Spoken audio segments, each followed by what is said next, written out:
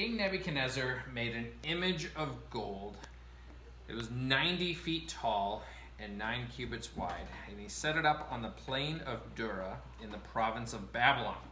Then he summoned all the satraps, prefects, governors, advisors, treasurers, magistrates, judges, and all the other provincial officials to come to the dedication of the image he had set up. And so they assembled before the image that King Nebuchadnezzar had set up, and they stood there. And then the herald proclaimed in a loud voice, "Nations and peoples of every language, this is what you are commanded to do. As soon as you hear the sound of the horn, flute, zither, lyre, harp, pipe, and all kinds of music, you must fall down and worship the gold image that King Nebuchadnezzar has set up. And whoever does not fall down and worship will immediately be thrown into a blazing furnace." Therefore, as soon as they all heard the sound of all kinds of music, all the people bowed down to worship.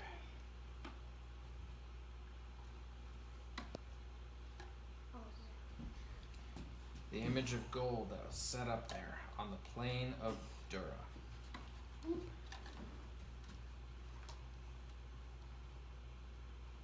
Thank you. Dad. But at that time, some astrologers came forth to King Nebuchadnezzar.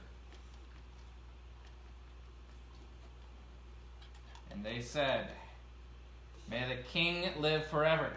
Your Majesty has issued a decree that everyone who hears the sound of all kinds of music must fall down and worship the image of gold, and that whoever does not fall down and worship will be thrown into a blazing furnace. But there are some Jews who you have set over the affairs of the province of Babylon, Shadrach, Meshach, and Abednego, and who pay no attention to you, Majesty. They neither serve your gods, nor are they worshiping your image of gold that you have set up." And furious with rage, Nebuchadnezzar summoned Shadrach, Meshach, and Abednego. Do those boys get bowed down? Nope. So they get in furnace fire. We'll find out in a minute. So Nebuchadnezzar said to them, "Is it true, Shadrach, Meshach, and Abednego, that you do not serve my gods or worship the image of gold I have set up? Now when you hear the sound of all kinds of music, if you are ready to fall down and worship the image I made, very good. But if you do not worship it, you will be thrown immediately into a blazing furnace. Then what God will be able to rescue you from my hand?" Shadrach, Meshach, and Abednego replied to him, "King Nebuchadnezzar, we do not need to defend ourselves before you in this matter. If we are thrown into the blazing furnace, the God we serve is able to deliver us from it, and he will deliver us from your Majesty's hand. But even if he does not, we want you to know, your Majesty, that we will not serve your gods or worship the image of gold that you have set up." And Nebuchadnezzar was furious with them, and his attitude toward them changed. He ordered the furnace heated up 7 times hotter than usual. Dad? So was the blue guy and white like his hands are like this? I don't know. How do you make it 7 times hotter than normal? More wood and more oxygen.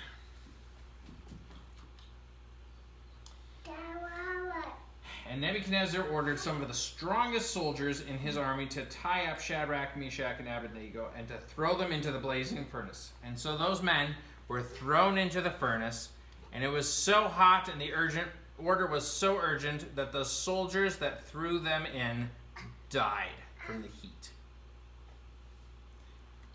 Then Nebuchadnezzar was astonished and amazed, and he asked his advisors, "Weren't there 3 men that we tied up and threw into the fire?" And they replied, "Certainly, your Majesty." And he said, "Look, I see 4 men walking around in the fire, unbound and unharmed, and the 4th looks like a son of the gods." Nebuchadnezzar then approached the opening of the blazing furnace and shouted, "Shadrach, Meshach, and Abednego, servants of the Most High God, come out, come here." And so Shadrach, Meshach, and Abednego came out of the fiery furnace. And all of the royal advisors crowded around them to see that they were unharmed on their bodies, and there was not a hair of their head singed, and their robes were not scorched, nor was there any smell of fire on them. Dad. And Nebuchadnezzar said, "Praise be to the God of Shadrach, Meshach, and Abednego, who has sent his angel and rescued his servants. They trusted in him and defied the king's command and were willing to give up their lives rather than serve or worship any god except their own God. Therefore I decree that the people of any nation or language who say anything against the God of Shadrach, Meshach, and Abednego be cut into pieces and their houses be turned into piles of rubble, for no other God can save in this way." And then the king promoted Shadrach, Meshach, and Abednego in the province of Babylon.